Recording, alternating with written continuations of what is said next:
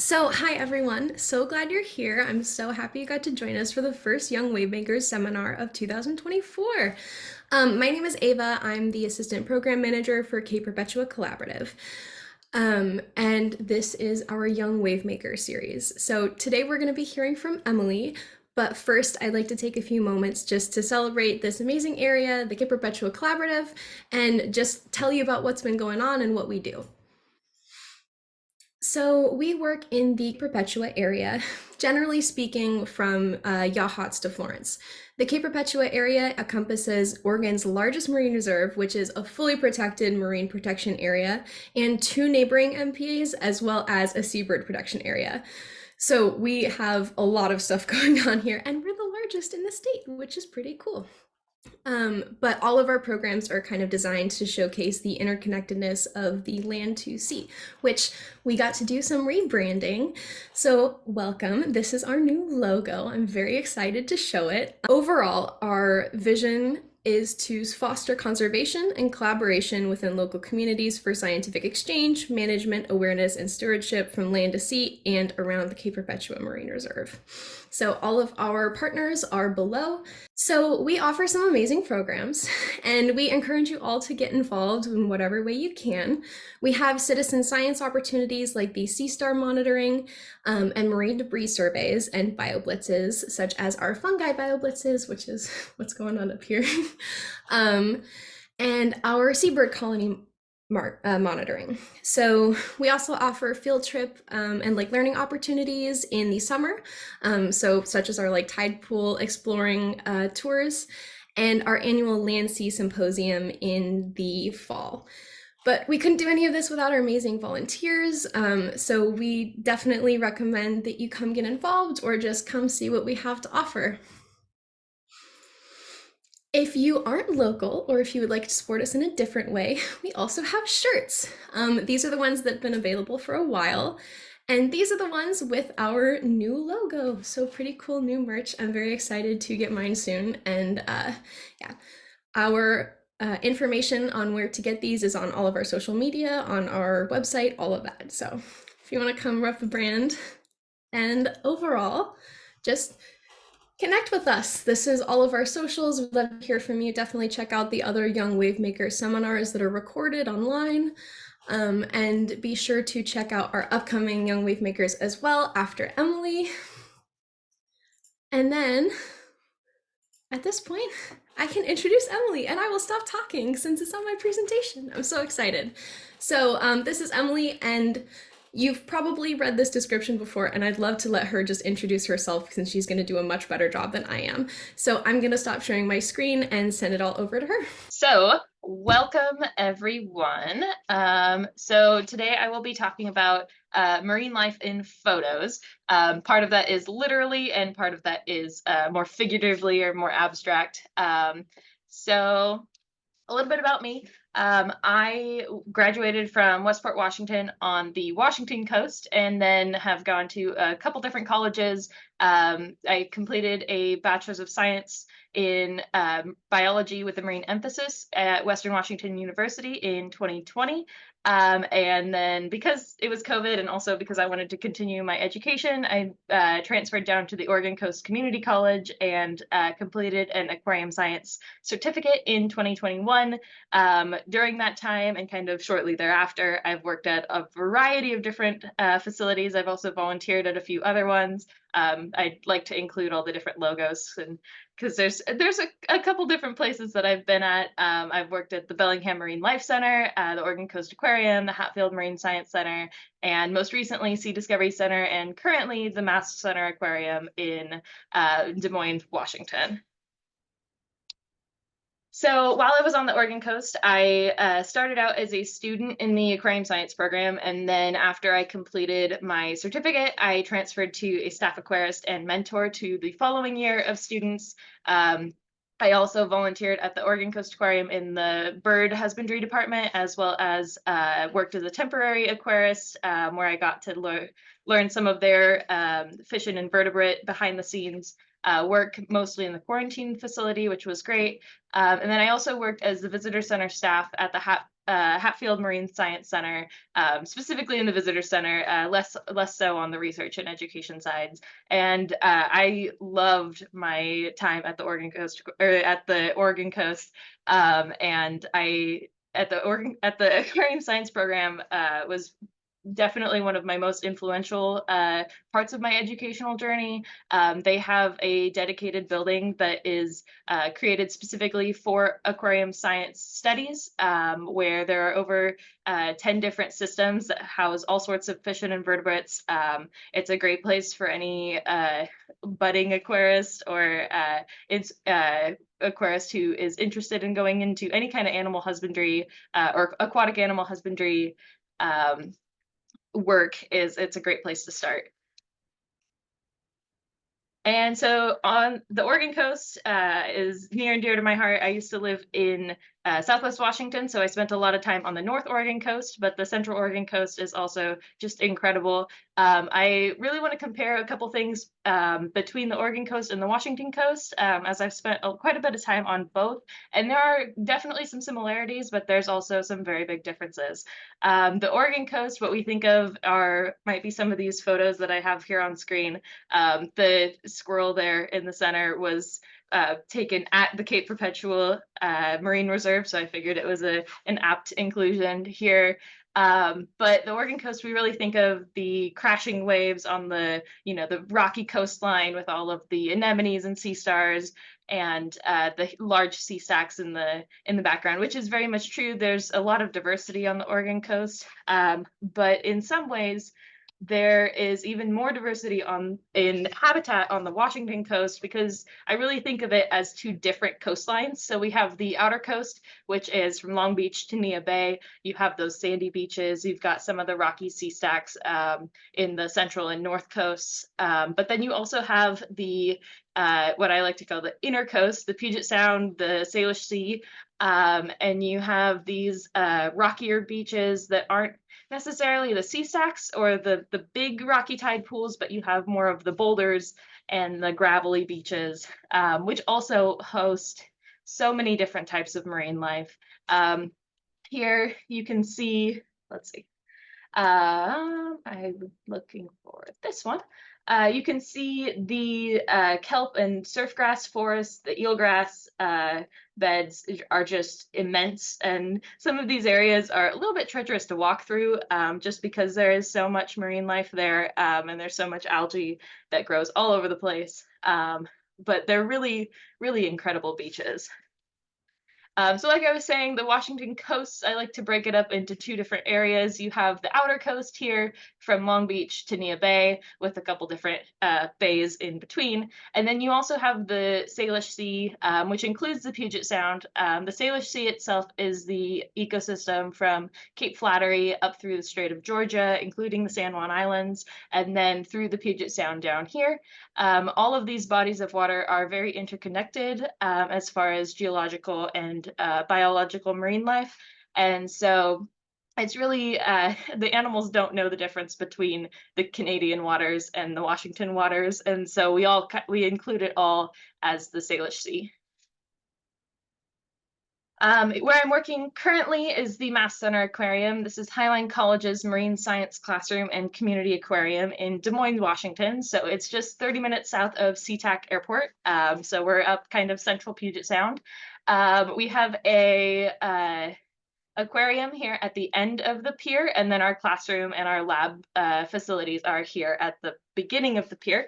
In our aquarium, we have a flow-through system, so we have water constantly being pumped in from the Puget Sound, which we currently have, or at any given time, we typically have about 250 Salish Sea aquatic animal species. So this might be kelp, this might be invertebrates, octopuses. We have these squat lobsters here, and this is a molt. So this was one that had grown and shed its skeleton.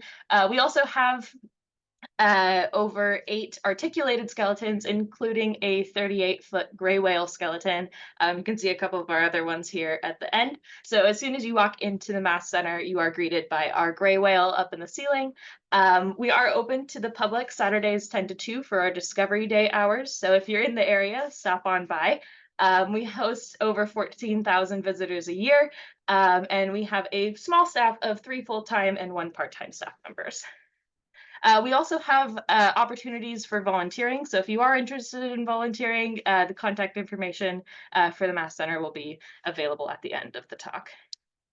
Here I am the lead aquarist at the MaST Center Aquarium. So my job is to maintain all the life support systems and all the living exhibits at the aquarium. I also am in charge of collecting new animals for display with our scientific collection permit.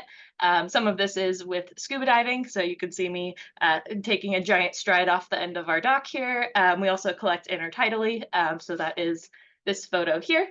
And I also am the lead on developing new aquarium exhibits, as well as redesigning and maintaining the current ones. Just recently, our grunt sculpin here laid eggs, which was very exciting. So that's a project we've been working on recently. So today I'll be talking about aquariums as living art, a few different aspects of that, and then we'll transition into a few tips that I have for taking photos, whether that's in an aquarium environment or out in the wild with tide pooling. And then we'll also talk about a few tide pooling safety tips. I can't ever talk about tide pooling without talking about a few safety tips, just because it's such an exciting thing to do, but there are a few things to remember while we do it. So none of these photos are my exhibits, but they are ones that I admire very much. Whenever I go to an aquarium, as I do quite often, I love seeing the different ways that aquarists display their animals, because it is really a living art display. And it's just so incredible to see the jellies, when they are just, mesmerizing and free floating through their exhibits. This one is a Point Defiance, so this is down in Tacoma, Washington, and this shows some of the animals that live on pilings, and it just displays some of the local intertidal animals there. This photo is from the Oregon Coast Aquarium Sandy Shores Gallery from a couple years ago, and this is one of their smaller tanks where they showcase the smaller animals. And each different type of animal requires a different type of display, and it's just so interesting to see all the different ways that different aquarists at different facilities showcase this. So there's, like I was saying, there's endless ways to display the underwater world in aquariums. These are 2 different ways that I have used and have admired in other facilities. The California Currents display is not mine, so I am, I think, guessing more at their reasoning behind this display and how I would have presented it, but it is one of my favorites that I've seen. And then the statement tank here is the hagfish display that we currently have at the MaST Center. So with a habitat display or a habitat-based display like the California Currents at the Oregon Coast Aquarium, it's a relatively large exhibit space to average animal size, and that is because you have to have a high biodiversity, or you're looking to have a high biodiversity. You want to represent any of the animals that would be found in this specific habitat. So in this specific habitat, we see a giant kelp bed, which is something that's very common on the California Current. And we see some of the fish that would be in this kelp natural habitat. There may be natural theming, so real or artificial seaweeds. The rocky background is reminiscent of the cliffs and areas that you would see along the California coastline. On the opposite side, a statement tank is meant to make you think about something specific, whether it's something like this or something else. It's typically a small exhibit to the average animal size, not meaning that it's a small exhibit objectively, but that it's small compared to, say, the California Currents tank that holds a lot of different animals. This is a focused exhibit. The theming may be, quote, unnatural, not necessarily unnatural objects, though it may be. I remember visiting the Odd Waters exhibit that the Oregon Coast Aquarium had. Oh, it's got to be over a decade now. But they had blown glass as the main habitat for the animals, to be that statement exhibit. Here in this case, hagfish are one of the animals that often are the first to come to whale falls. And so we thought that displaying one with bones would be a little shocking, but it really shows what their role in the habitat is. So we're looking for the emphasis, we're placing the emphasis on something. And so in this case, we're placing the emphasis on the hagfish's role in the ecosystem. And so whenever I'm designing a new tank, like this one here, I really want to think through all these different steps, what I'm really looking for people to see and get out of visiting this exhibit. This was a tank that I set up at my previous job at Sea Discovery Center in Poulsbo.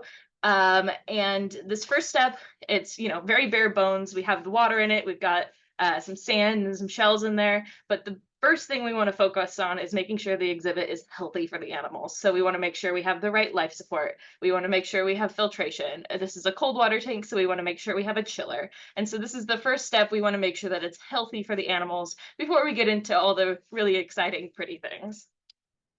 So next step, we're starting to add animals. We're aquascaping, meaning we're adding either live or artificial kelps and plants.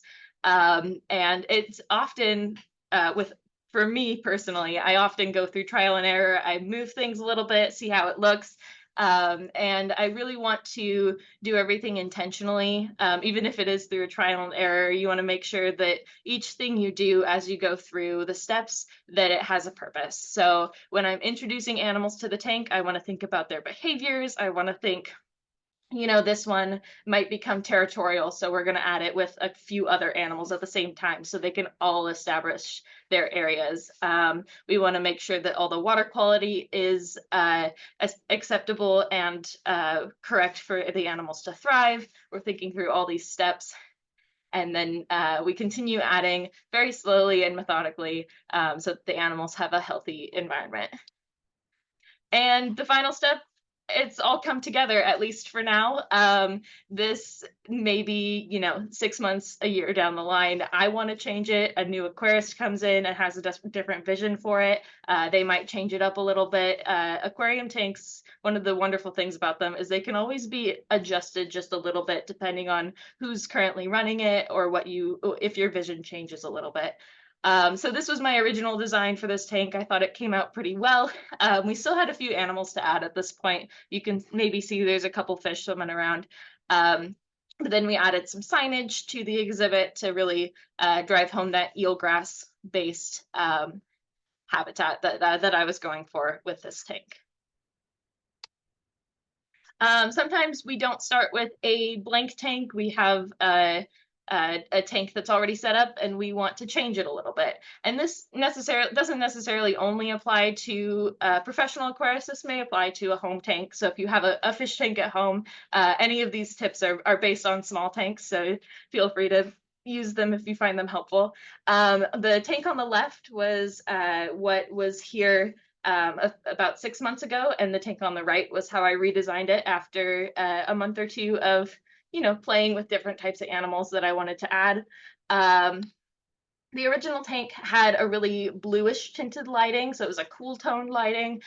We did have a pop of color with the pink strawberry anemones in this tank, but it was mostly kind of a rocky boulders tank with some barnacle cones.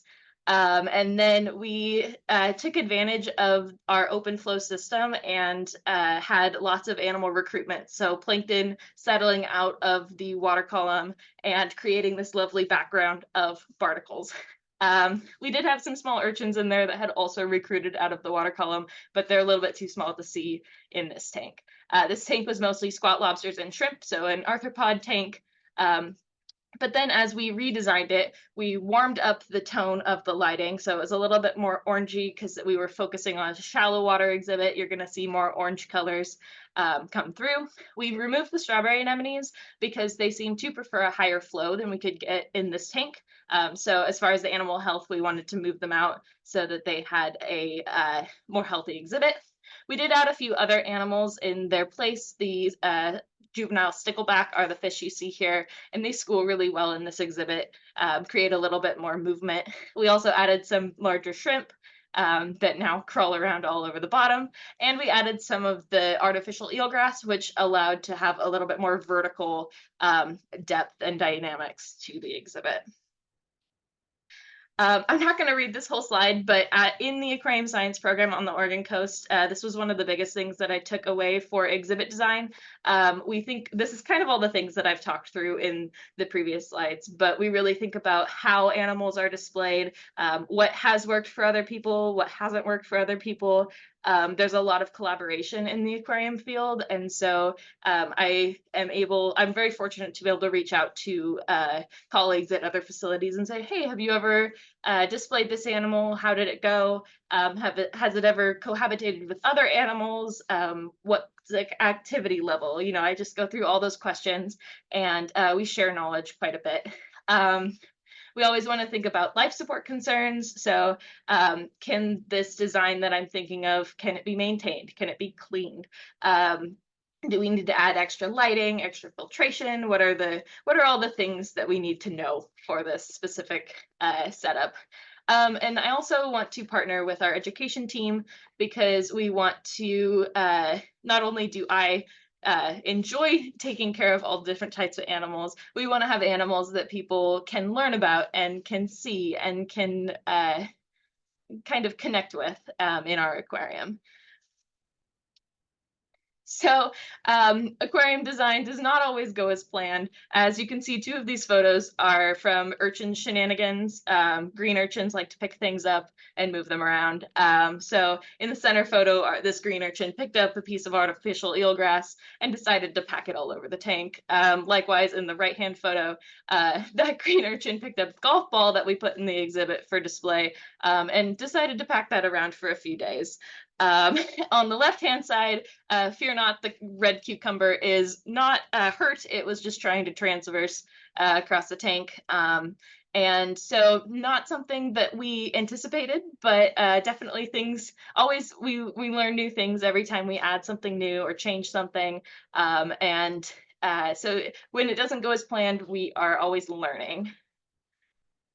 Another aspect of aquariums and design is animal health and human safety is always the priority. So when we have a touch pool, we want to make sure that they are actual touchable animals. They are incredible opportunities to interact with marine animals for guests and for visitors, and for students and the staff even.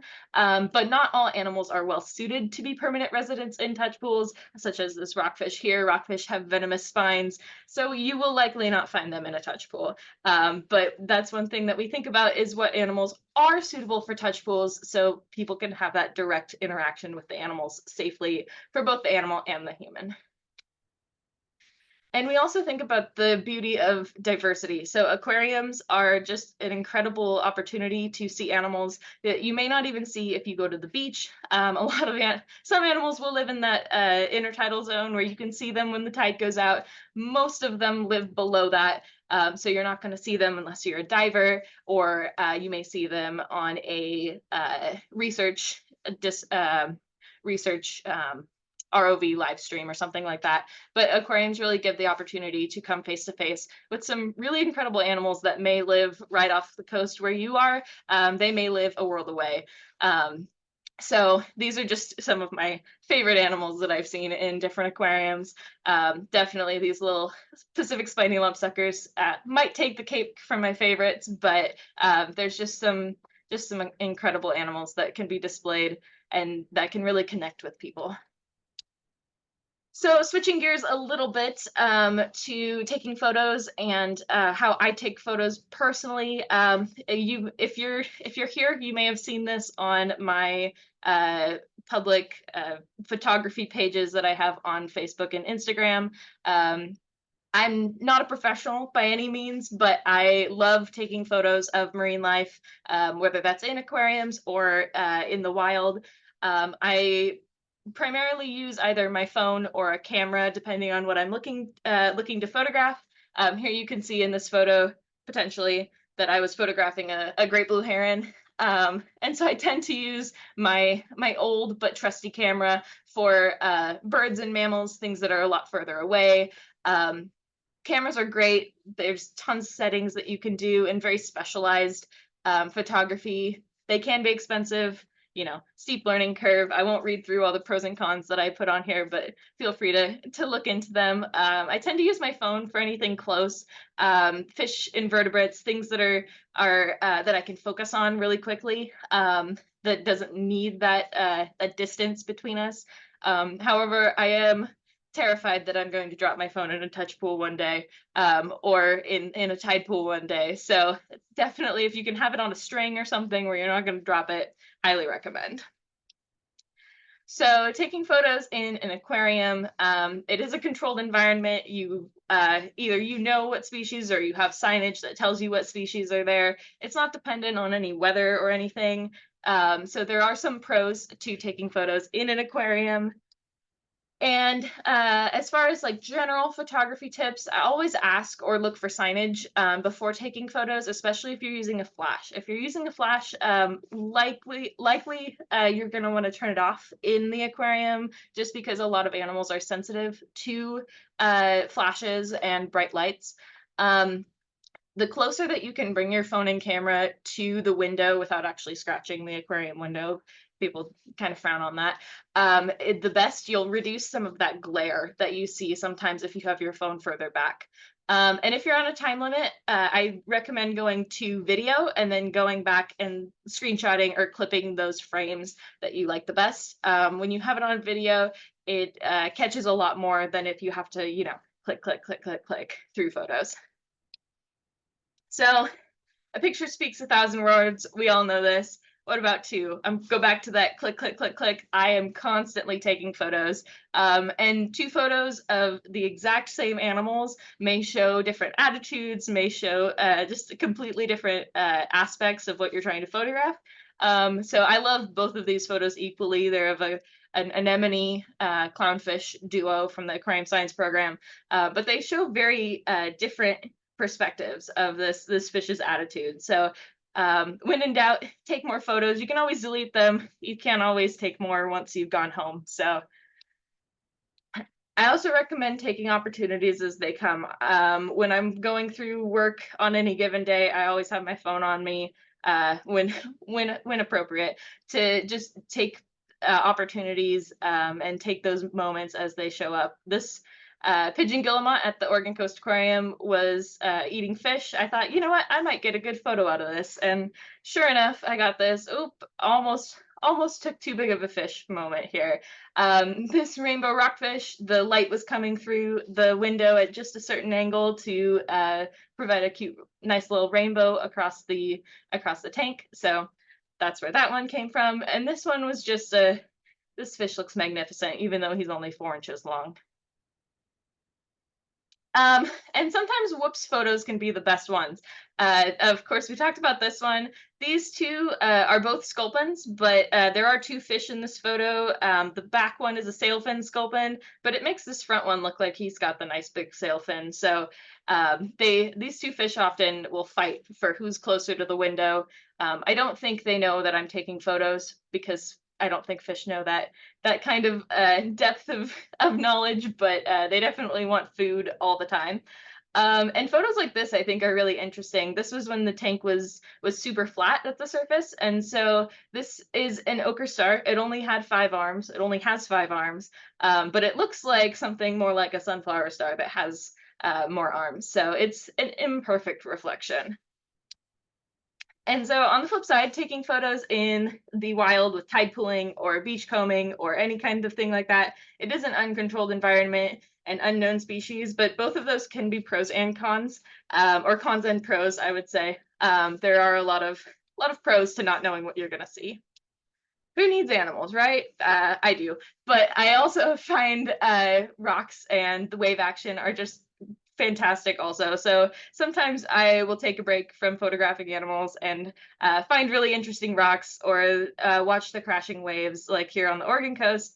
And just take a second, watch the waves. If the tide's not low enough to see any animals, rocks are a great alternative. Another thing that I've learned through taking, thousands of photos, is if you want to photograph something, but you're not quite happy with how the photo turned out, you can always change the angle a little bit. So here is a cup and saucer algae that was at Seal Rock State Park on the Oregon coast. And it looks really interesting from the top. It's a nice circle and it's really centered and it's a nice photo. But if you look at it from the side, you can really see why it gets its name, that it's a cup, and then it's got another blade down here that's the saucer of this algae. And it really just, you see both sides of that organism. And then this kelp crab came over out of the tide pool and I think tried to scare me off. And so I changed the angle. This one looks a little bit more scary than this one. It's a little bit bigger. Don't be afraid to get up close and personal with animals in the tide pools. However, if you are planning on handling animals, only handle animals that you absolutely know are safe and do it very carefully.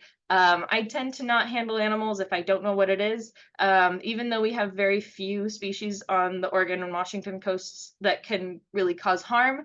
It's just as likely that you can cause harm to the animal if you don't know how to handle it, if you don't know what it is. With this one, I kept this little red sponge dorid. It's a type of sea slug, in the water at all times. You can see my hand is just barely in the water, and I didn't actually touch the sea slug. I actually touched the algae that it was sitting on. And also look a little bit closer for special moments. This hermit crab just recently molted, so that was really interesting to see. But if you look even closer, I actually found this after I had left the beach. I was at home and looking through my photos. I like to play I Spy. You can see that not only did this hermit crab recently molt, it very recently molt because its legs are still very squishy and a little bit bent from squeezing out of that molt. So when to use a long range camera, at least in my experience, one of them is with birds. Birds are flighty, as we know. And so I tend to use my camera to get the more up close photos of them, or give the impression that I was up close when I really wasn't.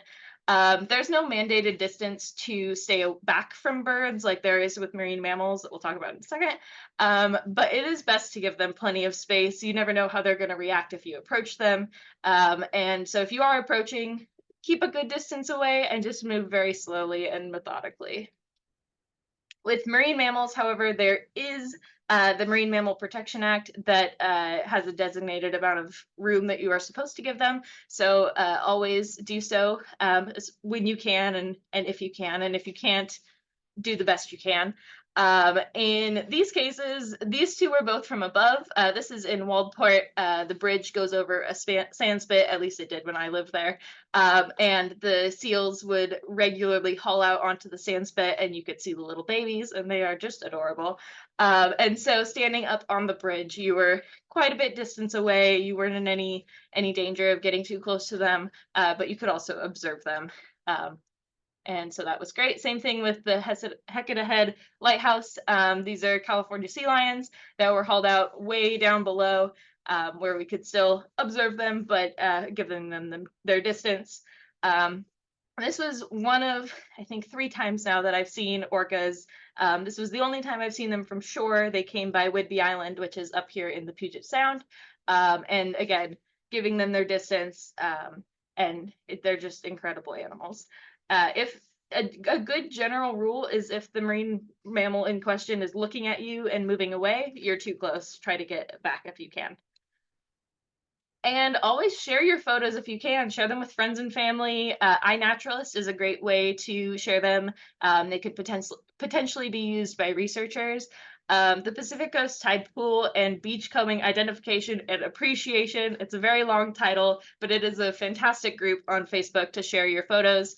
I think it's close to 13,000 people now at this point, but I've just had so much fun sharing and learning about different areas from, I don't know, British Columbia to California in this group. It's been great. And there is also Sea Star Wasting monitoring website that is, oh, I don't know it off the top of my head, but if you Google that, it'll come up. It's the University of California, I believe, is monitoring sea star wasting on the West Coast. And if you don't know what sea star wasting is, it is a disease that has kind of wiped out several of the sea star species to varying degrees along the West Coast. And if you see a sick or injured sea star, you can report it to this group, and they monitor it since this was a thing 10 years ago, so going on 11 years. And so just last thing, tide pool safety tips. Always look at the tide charts before you go to the beach. There's always something interesting to look at, whether you're going for a high tide or a low tide, but it's always good to know where you are in the tidal fluctuations. I recommend going on a negative tide. So a 0 is the average low tide for that area. If you can find a negative low tide, that's going to be an abnormally low tide, which sometimes allows you to see animals that would normally be covered by the water. But always remember that tide charts show predictions. The actual tide height may vary. Some sites or some locations on NOAA's website, you can find an actual level, but depending on weather, I always try to check the weather and then the tides and see what it's actually going to be when I go to the beach. Check the tides, check the weather. Even if you do this, watch the waves. If you're in an area like the Puget Sound, you might have smaller waves unless you have a lot of wind. If you're on the Oregon coast or the open coast or the outer coast in Washington, you're going to probably have waves of some size. So you always want to keep an eye on it.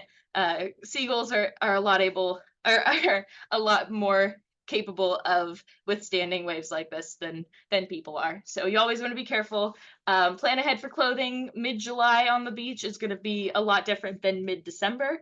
And also think about the type of beach that you're going to. If you're going to a sandy beach, maybe you can go barefoot. If you're going to a rocky beach, would not recommend. Barnacles are really sharp.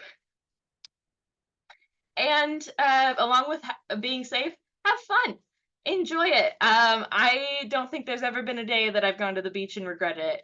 And so this was a photo that we took, Ava and myself and a couple other friends, when we were out on the Seal Rock Beach down in Oregon, but highly recommend. I also recommend going with friends or telling somebody that you're going if you're going by yourself. Even on the safest beach, accidents can happen, and you want somebody to know that you're going to be out there if something does happen. So just to kind of wrap this up, one of the Aquarium Science instructors at Oregon Coast Community College said this, and it stuck with me. It's one of my favorite quotes. You don't protect what you don't love. You can't love what you can't see. And so working in aquariums, it's my goal always is to be able to show people all these incredible marine life species that live just off our coast, so that they might be able to see it, might be able to love it, and then be inspired to protect it. So if anybody has any questions, I can answer questions, but if you're interested in following my marine life photography, you can search eMarine Life, all one word, on Facebook, Instagram, or TikTok. To follow the MaST Center Aquarium on social media, you can search Highline MaST Center Aquarium on Facebook, Instagram, or YouTube. We have a live camera under our dock on YouTube, so all sorts of fun things. But yeah, thanks for coming. Thank you so much. Also, as your first response, my mom just texted saying Emily rocked it. Oh, wonderful. Thank you. It's so cute. But that was great. Oh my God. I loved it. I wrote a bunch of notes on just stuff. So for those watching, I will give you a moment to actually ask your questions either in the chat or the Q&A. You should all have free access to ask questions and stuff or raise your hand or anything like that. So please do. Since we didn't mention it before, Emily and I were in the same aquarium science program in the same year. Yes. So we are friends outside of this, which is really exciting to have you here and get to like hear your perspective and see what you're doing, since it's been years since we did that together. So it's like so nice to see, everything from what we've done together, and that tide pooling picture was so cute. Oh my God. Oh, it was so much Um, fun. One of my favorite memories. it's so much fun, and we built an exhibit together in school as well. And Yes, we I did. specifically highlighted that I loved your hagfish tank. Thank you. Specifically showing the role that they showing like their role in the ecosystem and really subtle theming is like my favorite. Giving them bones in that tank is just like such a thought-provoking and like a really good example of how successful aquariums or educational exhibits can be like provoking questions and curiosity, and they might not have like learned as much if it wasn't there because it like sparks questions. So I love hagfish, and I thought that the tank was great. Thank And you. what else did I note? I loved your I loved your note about making sure that your exhibit can be cleaned, because you would be shocked at how many people do not think about that at all. And cleaning very difficult to clean tanks is the bane of existence for every aquarist. I appreciate it. Absolutely. Yeah. As an open system, we have the huge pro of having so many new animals just show up in our tanks. It's incredible. But we also have so many barnacles and so much algae and all of that show up. So my first thought is it cleanable? Yeah, no kidding. I mean, but at least it shows water quality, and it also Exactly. adds to the theming. It's great. Yes. Richard says, "Thanks, Emily. Great presentation," as a Q&A. So I will. Thank you. Thank you, Richard. We appreciate it.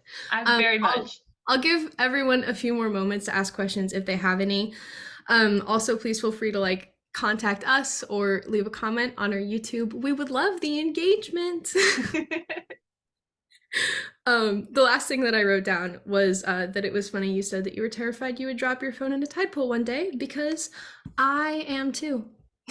Yes. I I think about hope it it every never single time. happens, but we'll see.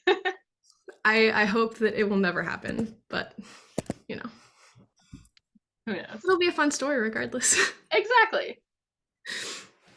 Okay, well, thank you, Richard, and thank you everyone who has watched today. Since we don't have any questions, I'm gonna go ahead and call it, and this video will be up on our YouTube later this week, and I'll definitely make sure it's posted on our socials and stuff so you can share it and everything. Fantastic. And yeah, thank you so much. That was great. It was great to see you, and I'm really happy to have you here. Yeah, thanks for having me. It was great. Okay, thanks All right. everyone. Have a good Bye. night.